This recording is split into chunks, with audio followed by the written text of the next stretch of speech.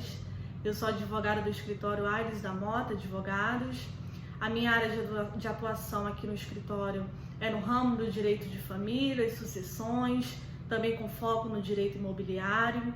Mas hoje nós vamos tratar de um tema muito interessante, muito importante, que era a área do direito de família, é sobre a guarda e o período de visitação nessa época de pandemia. No primeiro momento, vale ressaltar que a gente tem que ter cautela e bastante consciência, sempre visando o melhor interesse da criança. Com relação à guarda e o período de visitação, é importante a gente diferenciá-los.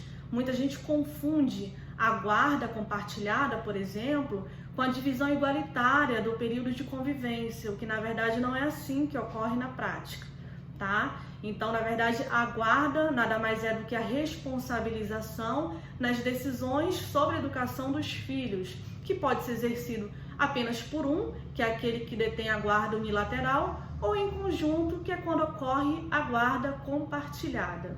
Então, por exemplo, temos casos em que foi fixado ali, ou por sentença, ou acordo, depois homologado em sentença, da guarda compartilhada. E aí a criança ela tem uma residência fixa e o exercício da visitação se dá em finais de semanas alternados. Então não há ali a divisão igualitária desse período de convivência por diversas razões, ou por acordo entre as partes, por questão realmente de deslocamento. Enfim, a gente também tem a modalidade da guarda unilateral, e aí muitas vezes a criança, ela tem a facilidade de se deslocar, o pai de repente mora na mesma rua ou próximo, então a criança, as partes, elas convêm ali de deixar a criança num dia com um, no outro dia com outro pai, ou ficar uma semana, sendo ali cuidado por um dos genitores, invertendo na semana seguinte. Então assim, a guarda não se confunde com o período de convivência, tá? Nessa questão que nós estamos vivenciando agora, é bom que se diga que não há nenhum precedente, não há uma regra a ser imposta nesse tipo de situação, Então, o que é aconselhável nesse momento é que a criança não seja exposta desnecessariamente, Não é aconselhável que haja esse deslocamento desnecessário.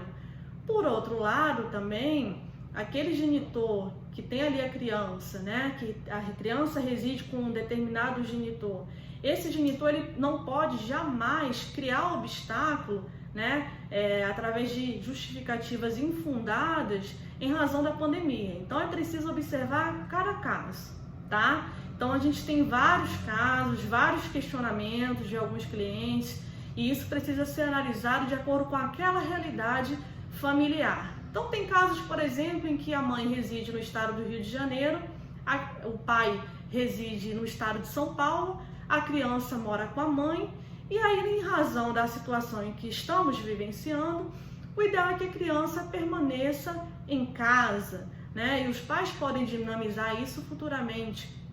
Agora, para os pais que residem na mesma cidade, como eu disse, evitar o deslocamento, com frequência, essa exposição desnecessária, observar os espaços físicos, questão de transporte. Então, o que acontece? De repente, o pai pode trabalhar ali home office, a mãe também, Então, a gente tem aí questões em que várias escolas suspenderam as aulas. A gente pode adotar a modalidade como se fosse as férias, do meio do ano. Então a criança poderia ir no primeiro momento ficar com a mãe, os primeiros 15 dias, no segundo, na segunda quinzena permanecer com o pai. Não há problema nenhum, não é necessário seguir tanto à risca, numa situação que na verdade para todos nós é uma exceção. É sempre bom lembrar que as pessoas têm que deixar as indiferenças de lado e sempre preservar o melhor interesse da criança, Temos aí uma situação às vezes em que a criança, na maioria das vezes, reside com a mãe, de repente a mãe trabalha na área de saúde, o pai, por questões do trabalho, pode trabalhar home office, tem condições de ter ali a criança ali, por um longo período. Por que não, propiciar essa convivência maior da criança com o pai? Por que não? E assim também, no caso da criança que mora com o pai e a mãe exerce o direito de visitação, não há problema algum. O que tem que ter nesse momento é, como disse e repito, bom senso, né?